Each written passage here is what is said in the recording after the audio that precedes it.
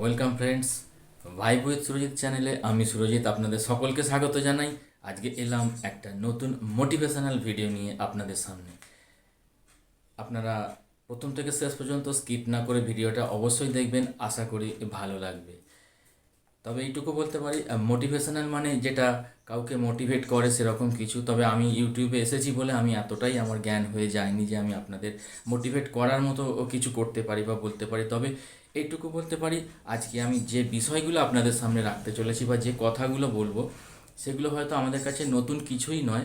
আমার প্রতিদিনকার অভিজ্ঞতায়, আমার বাস্তব জীবনের বিভিন্ন ঘটনা থেকে, আমার পরিবারে, রাস্তাঘাটে, বাজারে, বাসে, ট্রেনে, ট্রামে, আমার কাজের জায়গায় যে সমস্ত ঘটনাগুলি ঘটে তার থেকে অনেক অভিজ্ঞতা, যেগুলো আপনারাও সঞ্চয় করে থাকেন, আমারও সেগুলো হয়, অনেক কিছু অনুভূতি হয়, আমার ফিলিংসে আসে।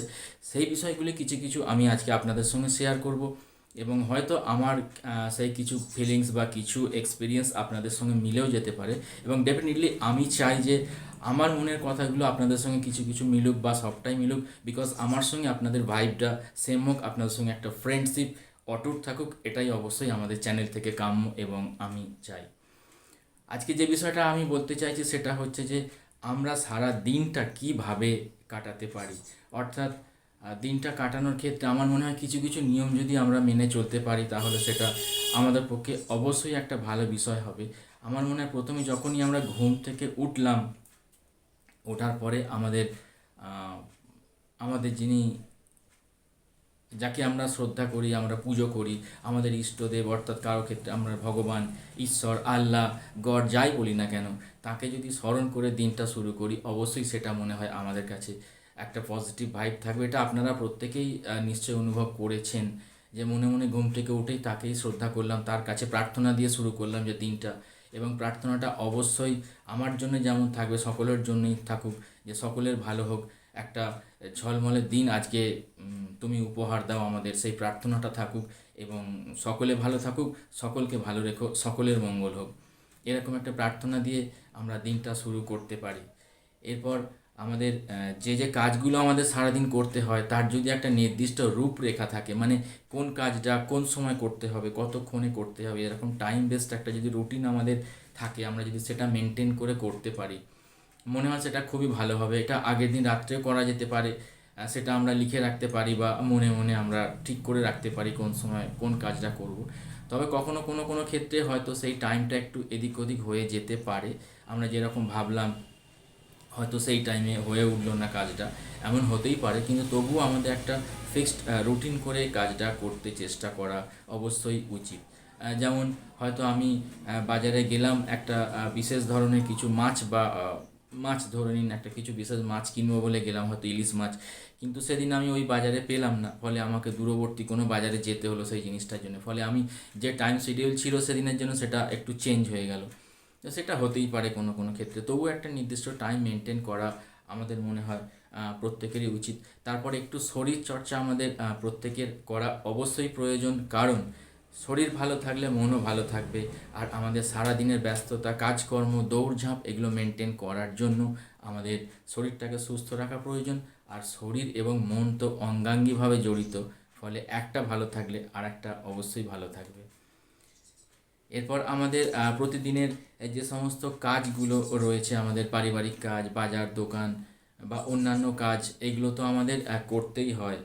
আর আমাদের সারাদিনে একটা জিনিস মেনটেন করা উচিত, যেটা খুবই গুরুত্বপূর্ণ একটা বিষয়, আমাদের খাদ্যাভ্যাসটা সঠিকভাবে মেনটেন করা উচিত। আমরা কি খাচ্ছি, কতটা খাচ্ছি এবং তার খাদ্যগুণ কতটা, সেই সমস্ত বুঝে একটু খাদ্যাভ্যাসটা আমাদের ঠিকঠাক করে মেনটেন করে চলতে পারলে ভালো হয়। কারণ বিশেষজ্ঞদের কথায় এমন কিছু খাদ্য আছে যার সঙ্গে আবার মনেরও একটা প্রভাবিত হওয়ার বিষয় থাকে।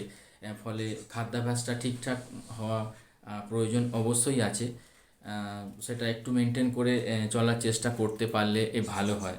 এবারে কখন কি খাবার খাবো, কিভাবে খাবো, সেটা তো আমি ডায়েটিশিয়ান নয় বা এক্সপার্ট নয়, সেগুলো অনেক এক্সপার্ট আছেন, ওনারা পার্টিকুলারলি বলতে পারবেন যে কার ক্ষেত্রে কী ধরনের খাবার কতটা পরিমাণ খেতে হবে, কখন খেতে হবে। তবু আমরা সাধারণভাবে আমাদের পরিবারে যে সমস্ত খাবারগুলো খাই তার একটু গুণগত মান বিচার করে খাওয়া এবং সময়ে খাওয়া, সেইটুকু ভাবলেই মনে হয় যথেষ্ট হবে। আর এরপর আমাদের যে সমস্ত কাজগুলো করতে হয় বলবো, ধরুন আমাদের পরিবারের কাজ আছে, আমাদের কাজের জায়গায় কাজ আছে, সেগুলো একটু মন দিয়ে করা, কোনো কাজকে করা ভালোবেসে যদি কাজটাকে করি, কাজটা অবশ্যই ভালো হবে এবং সেটা নির্ভুল হওয়ার সম্ভাবনাটা বেশি হবে। ফলে সেই কাজটাকে আবার রিক্যাপ করে দেখতে হবে না যে কাজটা কতটা ঠিক হয়েছে, এবং তার ফলে আমাদের সময় বাঁচবে, কাজের গুণগত মান ভালো হবে। এবং আমি আগের ভিডিওতে বলেছিলাম যে মনোসংযোগ দিয়ে কাজটা করলে সেক্ষেত্রে কাজ নির্ভুল হওয়ার সম্ভাবনাটাও বেশি থাকে। তাই আমাদের সারাদিনের রুটিনের মধ্যে মনোসংযোগ করার অভ্যাসটাও একটু রাখা দরকার। এবার এইটা অনেকে বলেন ধ্যান করলে মনোসংযোগ বাড়ে, বা এক্ষেত্রে অনেকে আমরা বিশেষজ্ঞের পরামর্শ নিতে পারি। তবে খুব সহজভাবে বললে আমরা হয়তো এইটুকু করতে পারি যে ঘরে অন্তত চোখ বুজে সারাদিনের মধ্যে বেশ কয়েকটা মিনিট নিজেকে একাগ্র করার চেষ্টা করতেই পারি। এছাড়া অন্যান্যভাবে ভাবতে গেলে এক্সপার্টের পরামর্শ নিতে পারি, তারা এই বিষয়ে সঠিক গাইডলাইন দিতে পারবেন।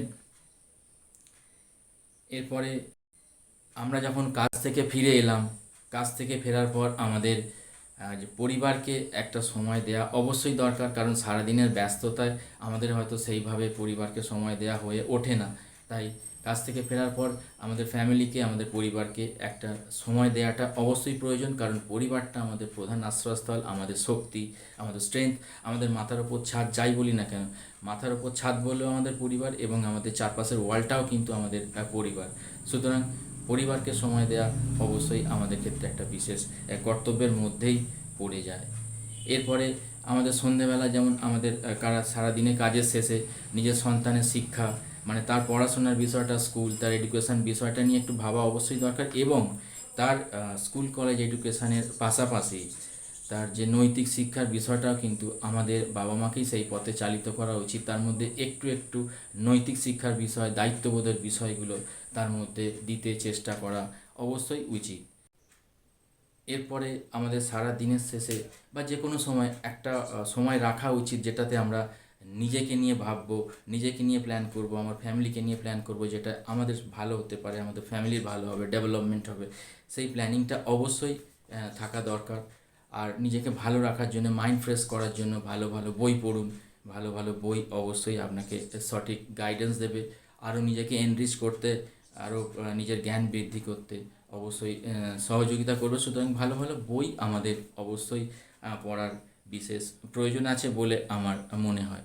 সারাদিনের শেষে আবার যদি আমরা একটু এরকম হয় যে আমরা মানে আড্ডা, যেটাকে আমরা প্রয়োজন আছে, যে আড্ডাটায় আমরা একটু প্রাণ খোলা হাসি থাকবে, মন খোলা কথা থাকবে, সেরকম কিছু মানুষ থাকবে যাদের সঙ্গে আমাদের একটা আত্মিক যোগাযোগ থাকবে, মনের কথা সেখানে খুলে বলা যাবে। অবশ্যই কিন্তু পিএনপিসি, পরনিন্দা, পরচর্চা নয়, কারণ আমাদের ছাত্র অবস্থা থেকে এমন একটা হ্যাবিট আমাদের মধ্যে গড়ে ওঠে। আমি একটা ছোট্ট উদাহরণ দিই।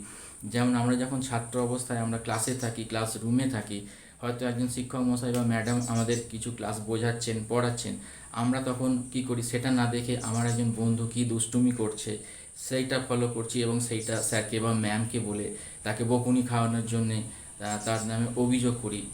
এইটা আমরা অনেক সময় করি, ক্লাসরুমে আমরা দেখতে পাই। তার এই বদ অভ্যাসটা কিন্তু বড় বেলা পর্যন্ত আমাদের মধ্যে থেকে যায়। অন্যের বিষয় নিয়ে চর্চা করা, অন্যের বিষয় নাক গলানো। সব সময় যে অন্যের বিষয় নিয়ে চর্চা করাটা খারাপ কিছু হয় তা নয়, কারণ আমাদের এলাকার মধ্যে যদি কোনো কৃতি ছাত্র মাধ্যমিকে ভালো রেজাল্ট করে থাকে, সেটা একটা আলোচনার ভালো বিষয় অবশ্যই। কোনো মানুষ বিশেষভাবে সফল হয়েছেন, তার সমাজের প্রতি অনেক কৃতিত্বের আছে, অবদান আছে, সেইগুলো নিয়ে আলোচনা চলতেই পারে। কিন্তু এই পরচর্চাটা মনে হয় এটাকে অ্যাভয়েড করে যাওয়াই ভালো। আর এক্সপার্টরা বলেন যে মন এবং শরীরকে ভালো রাখতে গেলে একটু প্রাণ খোলা হাসিরও দরকার আছে। তাই তার জন্য বোধহয় দিনের শেষে একটু আড্ডাটারও মনে হয় প্রয়োজন আছে। সব কিছুর পরে আমাদের কিন্তু, আমরা যেহেতু মানুষ, আমরা তো সমাজবদ্ধ জীব, আমরা সোসাইটিতে বিলং করি, আমরা সমাজে থাকি। তাই সমাজকে নিয়েও কিন্তু আমাদের অন্তর থেকে অবশ্যই ভাবনা চিন্তাটা থাকা উচিত।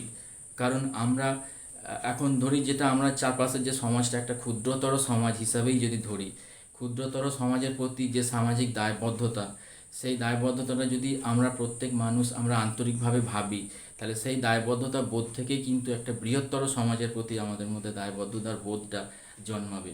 তাই সমাজের প্রতি ভালো মন্দ, সেই বিষয়গুলো আমাদের একটু ভাবা উচিত। কারণ আমরা হয়তো চারপাশে চোখ মেললে দেখতে পাই হয়তো সমাজের মধ্যেই এমন কিছু ঘটনা ঘটে, সেইগুলো যদি আমরা একটু নিজেরা পরিবর্তন হই হয়তো সেগুলো অনেক ভালো হতে পারে।